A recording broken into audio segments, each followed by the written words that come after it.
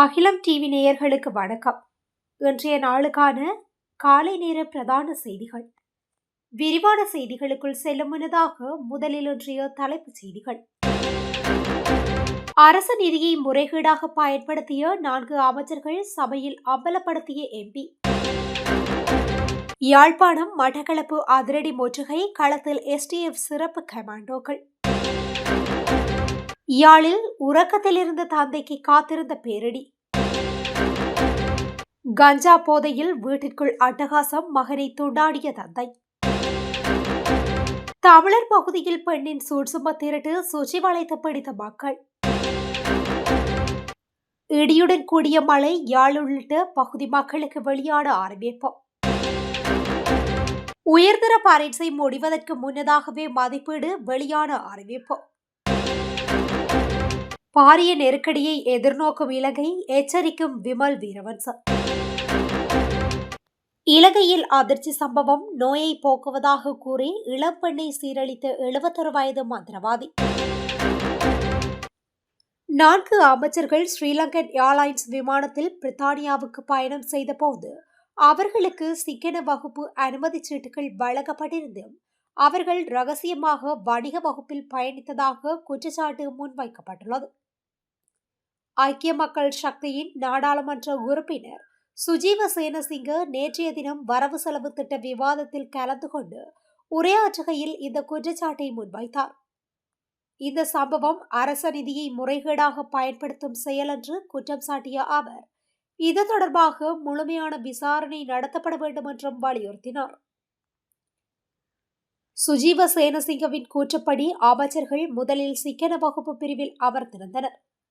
ஆனால் விமானத்தின் உட்புற விளக்குகள் அணைக்கப்பட்டவுடன் அவர்கள் பேய்களைப் போல ரகசியமான முறையில் வணிக வகுப்புக்கு சென்று அங்குள்ள இருக்கைகளை ஆக்கிரமித்துள்ளனர். அரசாங்கத்தின் கட்டுப்பாட்டில் உள்ள விமான நிறுவனத்தில் உரிய அனுமதி சீட்டின்றி இவ்வாறு அதிக செலவுள்ள வகுப்பில் பயணித்தது குறித்து அவர் கேள்வி எழுப்பியுள்ளார். யாழ்ப்பாணத்தில் சட்டவிரோதமாக சொத்து குவிப்பு குற்றச்சாட்டில் வர்த்தகர் ஒருவரின் விற்பனை நிலையம் சோதனைக்கு உட்படுத்தப்பட்டுள்ளது. பருத்தித்துறை வீதியில் உள்ள ஆனைப்பந்தி பகுதியில் உள்ள வாகன விற்பனை நிலையமே குற்றவியல் தடுப்பு அதிகாரிகளால் சுற்றி வளைக்கப்பட்டுள்ளது. குறித்த நடவடிக்கையானது நீதிமன்றின் அனுமதியுடன் முன்னெடுக்கப்பட்டதாக தெரிவிக்கப்பட்டது. மேலும் யாழ்ப்பாணத்தில் உருவாகியுள்ள திடீர் பணக்காரர்கள் பற்றிய முக்கிய தகவல்களையும் அதிகாரிகள் திரட்டியுள்ளதாகவும் கூறப்படுகின்றது.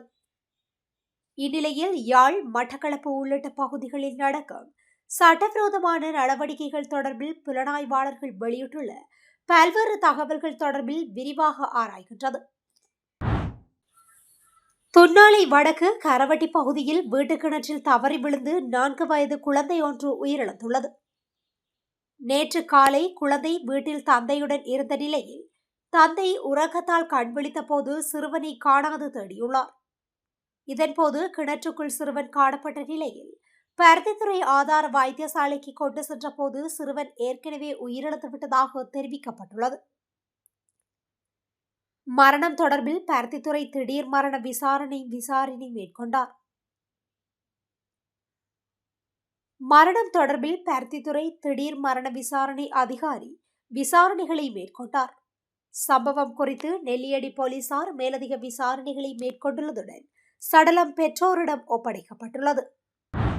கஞ்சா போதையில் பெண்களை வீட்டிற்கே அழைத்து வந்த மகனை தந்தையை கொலை செய்த அதிர்ச்சி சம்பவம் சென்னை அம்பத்தூர் அருகே நடந்துள்ளது. சென்னை அம்பத்தூரை அடுத்த கல்யாணபுரத்தை சேர்ந்த இறைச்சி வியாபாரி ஒருவரின் மகன் மது மற்றும் கஞ்சா போதைக்கு அடிமையானவர். அடிக்கடி வீட்டிற்கு பெண்களை அழைத்து வந்து பெற்றோருடன் சண்டையிட்டு அவர்களை தாக்கி வந்துள்ளார். நேற்று முன்தினம் இரவு போதையில் வந்த மகன் பெற்றோரை மீண்டும் தாக்கியுள்ளார். இதனால் ஆத்திரமடைந்த தந்தை இறைச்சி வெட்டும் கத்தியால் மகனின் கழுத்தை அறுத்து கொடூரமாக கொலை செய்துள்ளார். கொலைக்கு பிறகு மகனின் உடலை வீட்டில் வைத்து பூட்டிவிட்டு மனைவியை மகள் வீட்டிற்கு அனுப்பிவிட்டு வழக்கமான வேலைக்கு சென்றுள்ளார். சந்தேகத்தின் பேரில் போலீசார் தீவிர விசாரணை நடத்தியதில் அவர் குற்றத்தை ஒப்புக்கொண்டார். கொலைக்கு உடந்தையாக இருந்த தாயையும் அம்பத்தூர் போலீசார் கைது செய்து இருவரிடமும் தொடர்ந்து விசாரணை நடத்தி வருகின்றனர்.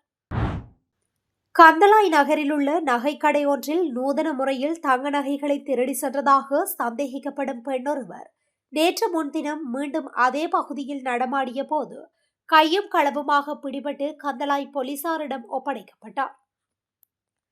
கடந்த மாதம் 28ஆம் திகதி கந்தளாய் நகரில் அமைந்துள்ள ஒரு நகைக்கடைக்குள் குறித்த பெண் நுழைந்துள்ளார். நகை பார்ப்பது போல கடை உரிமையாளரின் கவனத்தை திசை திருப்பிவிட்டு வாயில் மறைத்து வைத்திருந்த போலி தங்க மோதிரத்தை காட்சி பெட்டியில் வைத்துள்ளார். அதே சமயம் பெட்டியிலிருந்த உண்மையான தங்க மோதிரத்தை எடுத்து மறைத்துள்ளார். மேலும் ஒரு தங்க மோதிரம் மற்றும் காது ஜோடியொன்றை தேர்ந்தெடுத்து 2000 ரூபாய் முற்பணம் மட்டும் கொடுத்துள்ளார். மீதி பணத்துடன் பின்னர் வந்து எடுத்து செல்கின்றேன், இவற்றை தனியாக வைத்திருங்கள் என்று கூறிவிட்டு அங்கிருந்து சென்றுள்ளார்.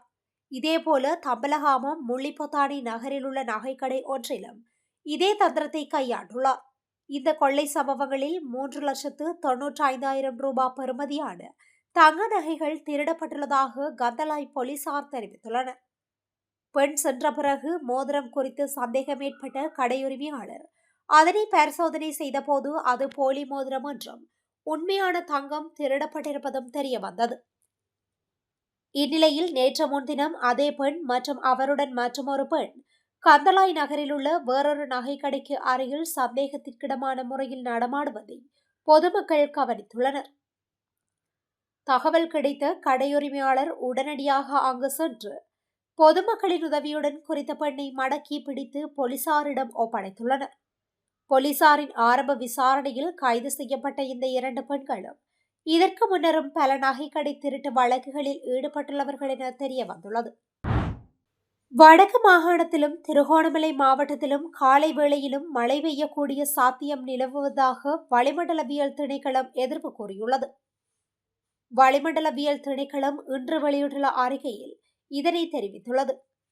நாட்டின் பெரும்பாலான பிரதேசங்களில் பிற்பகல் 1 மணிக்கு பின்னர் மழையோ அல்லது இடியுடன் கூடிய மழையோ பெய்யக்கூடிய சாத்தியம் காணப்படுவதாக வளிமண்டலவியல் திணைக்களம் எதிர்ப்பு கூறியுள்ளது. ஊவா, தென், சப்ரகமுவ மற்றும் மத்திய மாகாணங்களிலும் அம்பாறை மற்றும் மட்டக்களப்பு மாவட்டங்களிலும் சில இடங்களில் 75 மில்லிமீட்டருக்கும் அதிக பலத்த மழை வீழ்ச்சி எதிர்பார்க்கப்படுகின்றது. மேல், தென், சப்ரகமுவ, மத்திய மற்றும் ஊவா மாகாணங்களிலும் அம்பாறை மாவட்டத்திலும் அதிகாலை வேளையில் பனிமூட்டமான நிலை நிலவும் என எதிர்பார்க்கப்படுகின்றது. இடியுடன் கூடிய மழை பெய்யும் போது தற்காலிகமாக அதிகரித்து வீசக்கூடிய பலத்த காற்று மற்றும் மின்னல் தாக்கங்களினால் ஏற்படக்கூடிய பாதிப்புகளை குறைக்க போதுமான முன்னெச்சரிக்கை நடவடிக்கைகளை எடுக்குமாறு பொதுமக்கள் கேட்டுக் கொள்ளப்படுகின்றார்கள். உயர்தர பரீட்சைகள் முடிவதற்கு முன்னதாகவே மதிப்பீட்டு பணிகளை தொடங்க திட்டமிடப்பட்டுள்ளதாக பரீட்சைகள் திணைக்களம் தெரிவித்துள்ளது. அதன்படி 2025 உயர்தர பரீட்சையின் பெறுபேறுகள் காலதாமதம் இல்லாமல் விரைவில் வெளியாகும் என எதிர்பார்க்கப்படுகின்றது. 2025ஆம் ஆண்டுக்கான கல்வி பொது சான்றிதழ் உயர்தர பரீட்சை நேற்று தொடங்கிய நிலையில் எதிர்வரும் டிசம்பர் மாதம் 5ஆம் திகதி வரை நடைபெறவுள்ளது. இது தொடர்பாக கருத்து வெளியிட்டுள்ள பரீட்சைகள் ஆணையாளர் நாயகம் இந்திகா குமாரி லியனகே சரியான நேரத்தில் பரீட்சை தொடங்கியதுடன் அனைத்து பரீட்சை மையங்களிலும் எந்த இடையூறும் இல்லாமல் பரீட்சை வழக்கம் போல் நடத்தப்பட்டது. தற்போது பரீட்சை முடிவதற்கு முன்னர் மதிப்பீட்டு நடவடிக்கைகளை தொடங்க நாங்கள் திட்டமிட்டுள்ளோம். மாணவர்களுக்கு சொல்ல வருவது என்னவென்றால், திட்டமிடப்பட்ட அட்டவணையை சரிபார்த்து பரீட்சை தொடங்குவதற்கு 1 மணி நேரத்திற்கு முன்பு நியமிக்கப்பட்ட பரீட்சை மையத்திற்கு செல்லுங்கள்.